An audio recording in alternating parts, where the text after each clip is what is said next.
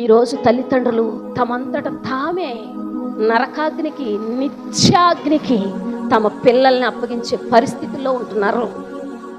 తమ పిల్లల్ని ఎక్కడికి నడిపిస్తున్నారో తల్లిదండ్రులు జ్ఞాపకం చేసుకోవాలి. తమ పిల్లల గమ్యాన్ని తల్లిదండ్రులే మారుస్తున్నారు.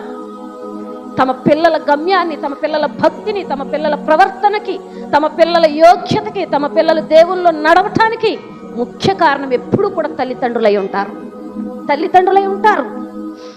ఒక తండ్రి రక్షణలో నిలబడినప్పుడు పిల్లలు రక్షణలో ఎలా నిలబడాలో నేర్చుకుంటారు.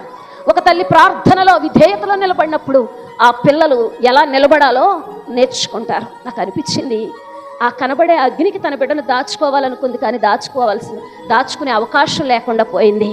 కానీ ఈరోజు మనకి వాక్యం తెలుసు, ఆరని అగ్ని తెలుసు, యుగ యుగాలు మనం నివసించే స్థానం తెలుసు కూడా మన పిల్లల్ని మనం ఎక్కడికి నడిపిస్తున్నాం, మన పిల్లల్ని మనం ఎలా నడిపిస్తున్నాం.